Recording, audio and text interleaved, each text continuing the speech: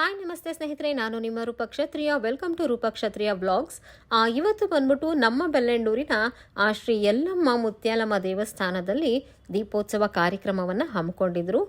ಬಹಳ ಚೆನ್ನಾಗಿ ಮಾಡಿದರು. ನಾನು ಸ್ವಲ್ಪ ತಡವಾಗಿ ಹೋದೆ. ಅಷ್ಟರಲ್ಲಿ ಪೂಜೆ ಹಾಗೆ ಎಲ್ಲ ಹೆಣ್ಮಕ್ಳು ಸೇರಿ ದೀಪಗಳನ್ನು ದೇವಸ್ಥಾನದಲ್ಲಿ ಅಂಟಿಸಿದ್ರು. ಆ್ಯಂಡ್ ನಾನು ಸ್ವಲ್ಪ ತಡವಾಗಿ ಹೋಗೋಷ್ಟರಲ್ಲಿ ಎಲ್ಲ ಅಂಟಿಸಿದ್ರು. ಪೂಜೆ ಎಲ್ಲ ಹಾಗೆ ನೋಡಿ ದೀಪಗಳನ್ನು ಒಂದು ಓಂಕಾರ ರೂಪದಲ್ಲಿ ಸ್ವಸ್ತಿಕ್ಕು ಹಾಗೆ ಶಿವಲಿಂಗನ ರೂಪದಲ್ಲಿ ಚಿತ್ರಗಳನ್ನು ಬರೆದು ಅದರ ಸುತ್ತ ಕೂಡ ದೀಪಗಳನ್ನು ಅಂಟಿಸಿದ್ರು. ಬಹಳನೇ ಚೆನ್ನಾಗಿ ಕಾಣಿಸ್ತಾ ಇತ್ತು.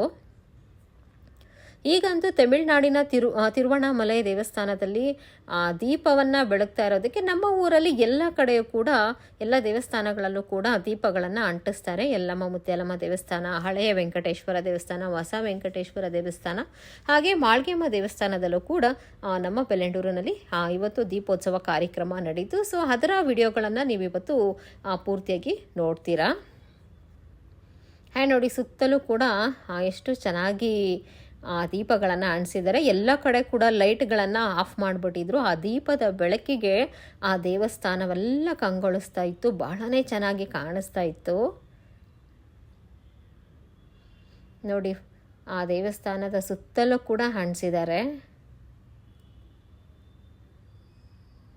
ವರ್ಷವೂ ಕೂಡ ಈ ರೀತಿ ದೀಪೋತ್ಸವ ಕಾರ್ಯಕ್ರಮವನ್ನು ನಮ್ಮ ಬೆಳ್ಳಂಡೂರಲ್ಲಿ ಎಲ್ಲ ದೇವಸ್ಥಾನಗಳಲ್ಲೂ ಕೂಡ ಹಮ್ಮಿಕೊಳ್ತಾರೆ. ಹಾಗೆ ಈ ವರ್ಷವೂ ಕೂಡ ಮಾಡಿದ್ದಾರೆ.